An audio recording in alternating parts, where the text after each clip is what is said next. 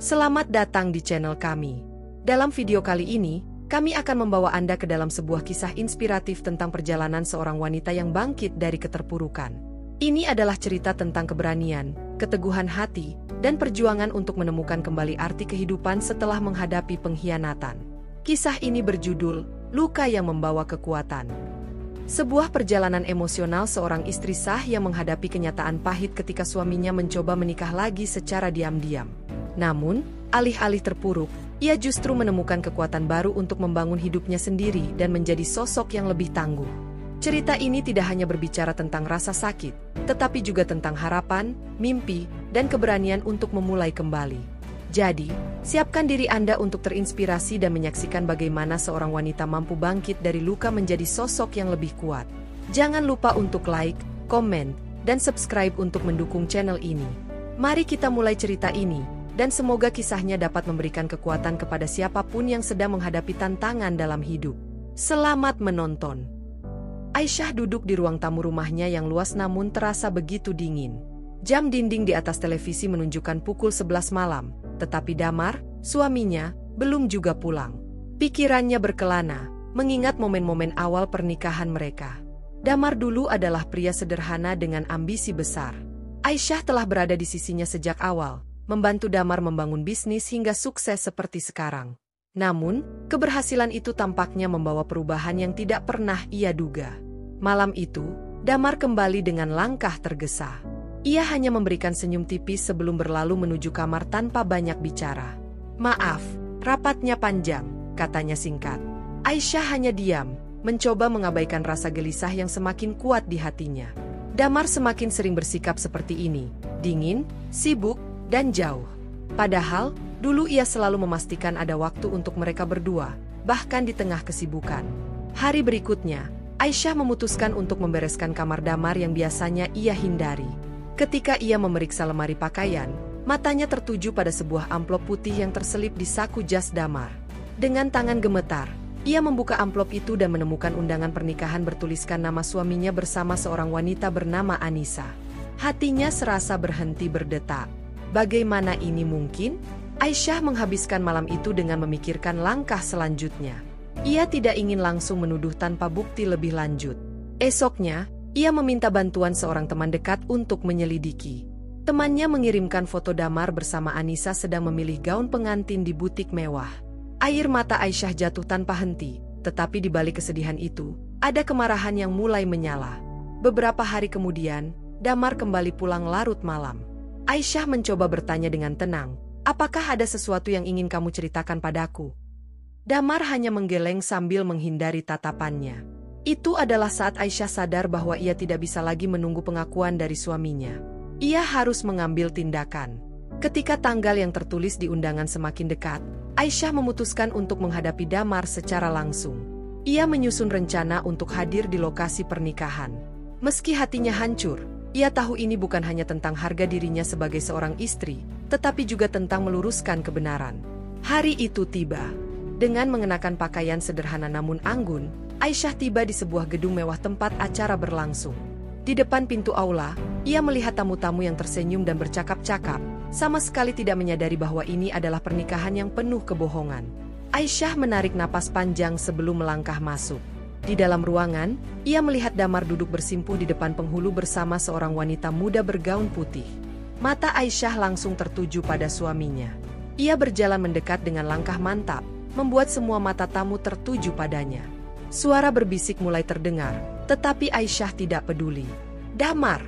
seru Aisyah dengan suara lantang. Ruangan yang semula dipenuhi suara percakapan mendadak hening. Damar menoleh dengan wajah pucat pasi.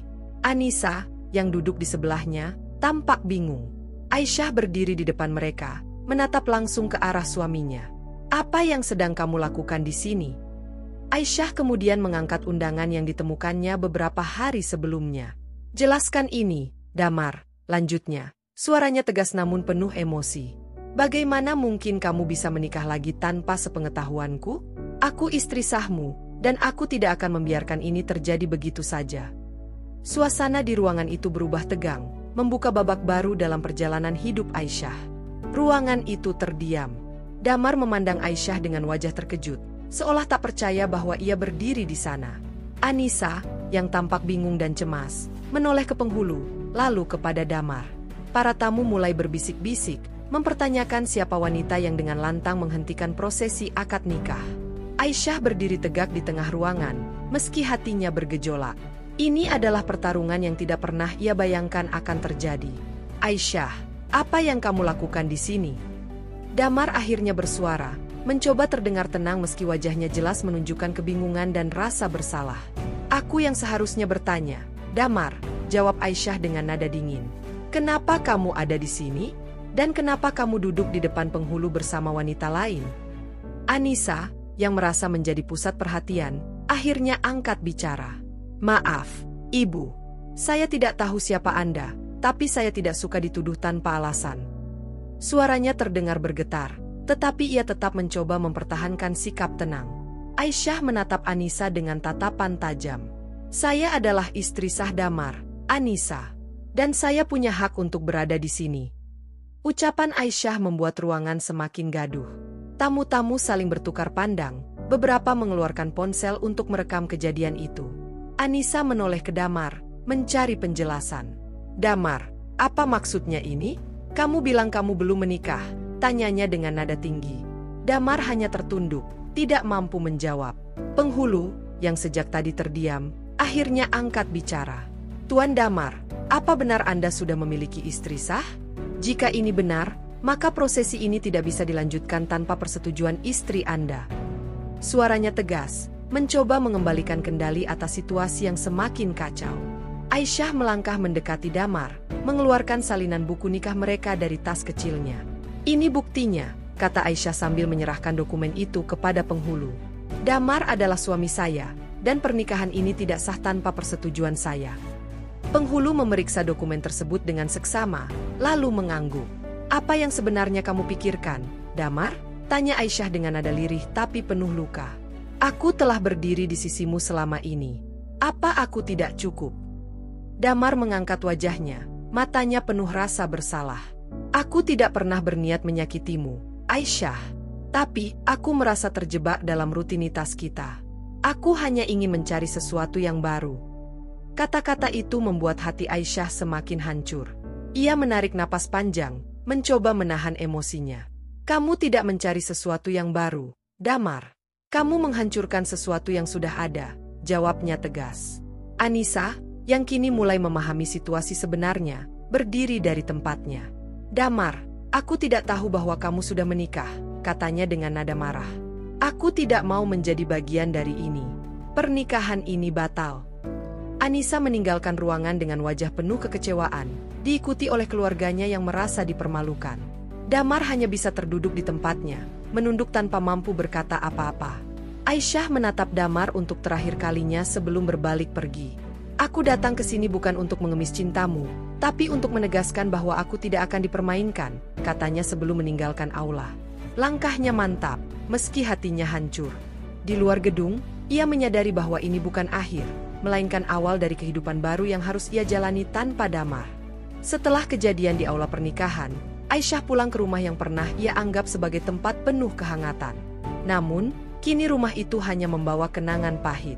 Ia memandangi dinding-dinding yang pernah dihiasi foto pernikahannya dengan Damar. Foto-foto itu kini terasa seperti sindiran akan janji yang telah dilanggar. Dengan tekad baru, Aisyah memutuskan untuk mulai memikirkan masa depannya sendiri. Keesokan harinya, Damar muncul di rumah dengan wajah kusut. Ia mencoba meminta maaf dan memberikan alasan atas tindakannya. Aku khilaf, Aisyah. Aku hanya merasa butuh sesuatu yang berbeda, tapi aku sadar bahwa aku salah, katanya dengan nada memelas. Namun, Aisyah sudah lelah mendengar alasan-alasan itu. Damar, bukan aku yang butuh penjelasan. Kamu harus menjelaskan kepada dirimu sendiri mengapa kamu memilih untuk menghancurkan apa yang kita bangun bersama. Aisyah tidak berniat tinggal lebih lama dalam bayang-bayang pengkhianatan itu. Ia mulai mengurus berkas-berkas perceraian dengan bantuan pengacaranya. Proses ini tidak mudah, terutama karena Damar mencoba menunda-nunda dengan harapan Aisyah akan berubah pikiran.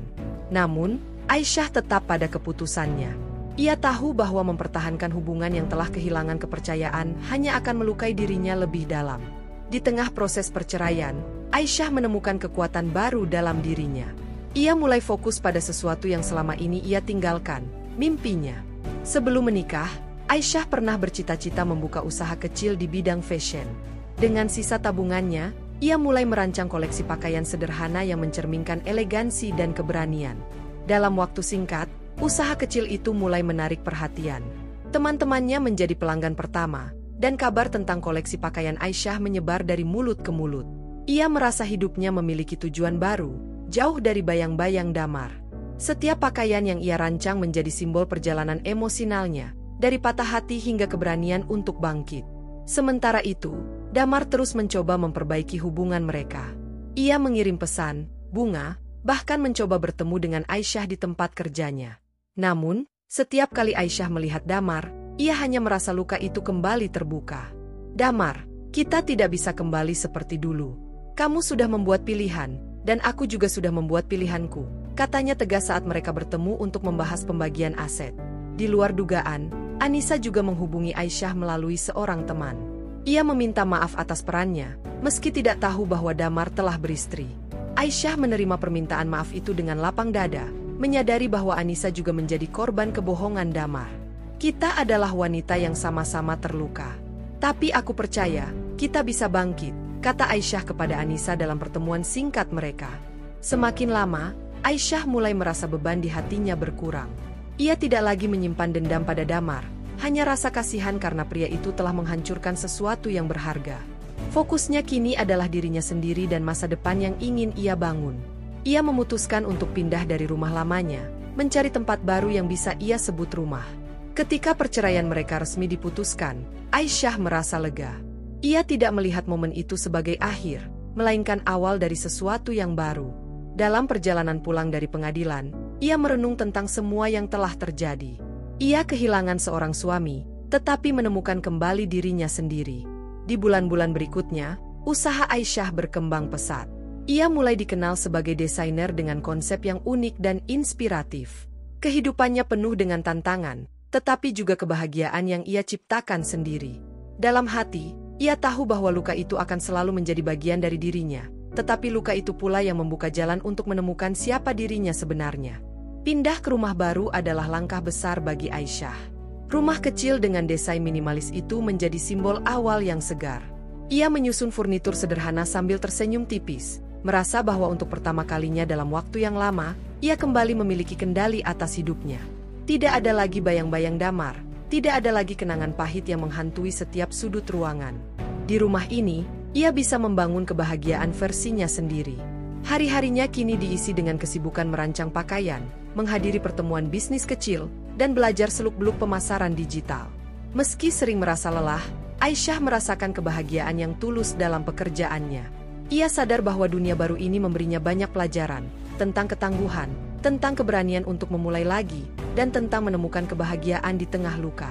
Di tengah kesibukannya, Aisyah menerima undangan untuk menjadi pembicara di sebuah seminar kewirausahaan. Tema yang ditawarkan adalah bangkit dari keterpurukan. Awalnya, ia ragu untuk berbagi kisah pribadinya, tetapi temannya, Rina, meyakinkannya. Kisahmu bisa menginspirasi banyak orang, Aisyah. Jangan ragu untuk menunjukkan betapa kuatnya kamu. Dengan sedikit keberanian, Aisyah akhirnya menerima tawaran itu. Hari seminar tiba, dan Aisyah berdiri di depan puluhan peserta yang sebagian besar adalah wanita. Ia menceritakan perjalanan hidupnya, bagaimana ia menghadapi pengkhianatan, rasa sakit, dan kebingungan. Kita tidak bisa mengontrol apa yang orang lain lakukan pada kita, katanya dengan suara tegas.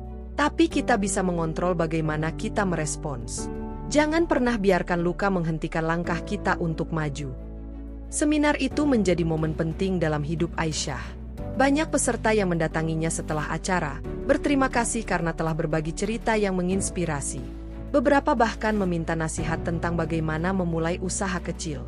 Aisyah merasa bahwa melalui kisahnya, ia bisa memberikan kekuatan kepada orang lain. Itu memberinya rasa puas yang mendalam, sesuatu yang tidak pernah ia rasakan sebelumnya.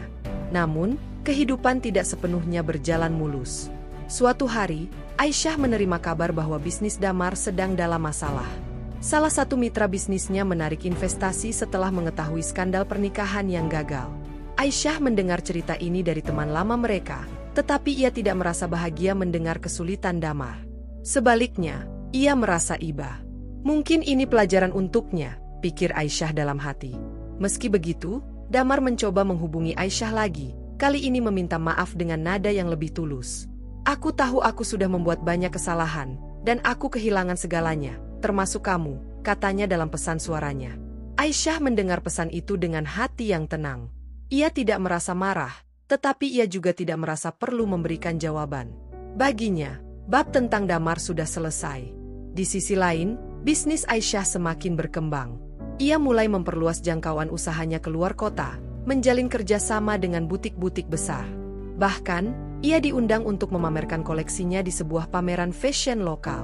Di pameran itu, Aisyah bertemu banyak orang baru yang memberikan dukungan dan apresiasi atas karya-karyanya. Itu membuatnya merasa dihargai bukan hanya sebagai desainer, tetapi juga sebagai individu. Dalam kesuksesannya, Aisyah tidak melupakan masa-masa sulit yang membentuknya. Ia menyadari bahwa tanpa luka di masa lalu, ia mungkin tidak akan memiliki keberanian untuk melangkah sejauh ini. Luka itu, meski menyakitkan, telah menjadi landasan untuk membangun hidup yang lebih baik. Kini, Aisyah menjalani hidupnya dengan damai. Ia tidak lagi mencari pengakuan dari siapapun, karena ia tahu nilai dirinya. Ketika ia duduk di balkon rumah barunya, menatap matahari yang perlahan tenggelam, ia tersenyum. Baginya, ini bukan akhir cerita, melainkan babak baru yang penuh dengan kemungkinan tak terbatas. Beberapa bulan setelah pameran fashion yang sukses, Aisyah mulai menikmati rutinitas barunya. Ia sering menghabiskan waktu di studio kecilnya, merancang koleksi terbaru. Namun, kehidupan selalu punya cara untuk menghadirkan kejutan. Suatu sore, ketika sedang menikmati kopi di sebuah kafe kecil, Aisyah melihat sosok yang familiar memasuki ruangan. Itu adalah Damar. Damar terlihat lebih kurus dan kusut dibandingkan terakhir kali mereka bertemu. Ia tampak ragu sejenak sebelum akhirnya mendekati meja Aisyah. "Boleh aku duduk di sini?" tanyanya dengan nada pelan. Aisyah mengangguk tanpa berkata apa-apa, mencoba memahami apa yang sebenarnya ingin disampaikan oleh pria yang dulu menjadi bagian besar hidupnya. "Terima kasih," ucap Damar sambil duduk. Ia menatap Aisyah dengan mata penuh penyesalan. "Aku tidak tahu harus mulai dari mana, tapi aku merasa harus mengatakan ini. Aku benar-benar minta maaf atas semua yang aku lakukan." Aisyah tetap tenang, meski hatinya sedikit bergetar mendengar nada tulus dalam suara Damar. "Damar," kata Aisyah setelah beberapa saat hening. "Aku sudah memaafkanmu sejak lama. Bukan untuk kamu, tapi untuk diriku sendiri. Aku tidak ingin terus hidup dalam kebencian." Jawaban itu membuat Damar terdiam. Ia mengangguk pelan, tampaknya menerima kenyataan bahwa tidak ada jalan untuk kembali. Percakapan mereka berlanjut, tetapi kali ini tanpa ketegangan. Damar menceritakan bagaimana hidupnya berubah sejak perceraian. Bisnisnya hampir runtuh, dan ia kehilangan banyak kepercayaan dari mitra serta teman-temannya. "Aku sadar sekarang bahwa kesuksesan tanpa integritas tidak ada artinya," ujarnya. Aisyah mendengarkan dengan empati, meski ia tahu itu bukan lagi urusannya. Setelah beberapa saat, Damar akhirnya berkata, "Aku ingin kamu tahu bahwa aku bangga padamu, Aisyah. Kamu telah menjadi seseorang yang kuat dan mandiri. Aku hanya berharap aku bisa belajar darimu lebih awal." Ucapan itu membuat Aisyah tersenyum tipis. "Terima kasih, Damar. Tapi aku hanya melakukan apa yang perlu untuk diriku sendiri," jawabnya. Percakapan mereka diakhiri dengan saling pengertian, bukan sebagai pasangan, tetapi sebagai dua orang yang pernah berbagi masa lalu. Damar berdiri, mengucapkan selamat tinggal, dan pergi meninggalkan kafe. Aisyah menatap kepergiannya tanpa rasa benci atau sakit hati, hanya perasaan lega karena akhirnya semua telah selesai. Hari itu menjadi momen penting bagi Aisyah. Ia menyadari bahwa pertemuan dengan Damar adalah ujian terakhir yang harus ia hadapi untuk benar-benar menutup bab masa lalu. Kini, ia merasa lebih siap untuk melangkah ke depan tanpa beban apapun. Di hari-hari berikutnya, Aisyah fokus pada rencana besar untuk bisnisnya. Ia memutuskan untuk membuka toko pertamanya di pusat kota, tempat pelanggan bisa melihat langsung koleksinya. Proyek ini menjadi simbol keberhasilan Aisyah yang tidak hanya bertahan, tetapi juga tumbuh dari luka yang pernah ia alami. Ketika hari pembukaan toko itu tiba, Aisyah berdiri di depan pintu kaca besar yang dihiasi bunga-bunga segar. Ia melihat banyak orang datang untuk mendukungnya, termasuk teman-temannya, pelanggan setia, dan bahkan beberapa kenalan baru yang ia temui selama perjalanan hidupnya. Di tengah keramaian itu, Aisyah tersenyum. Ia tahu bahwa ini adalah awal dari perjalanan yang lebih besar, perjalanan yang sepenuhnya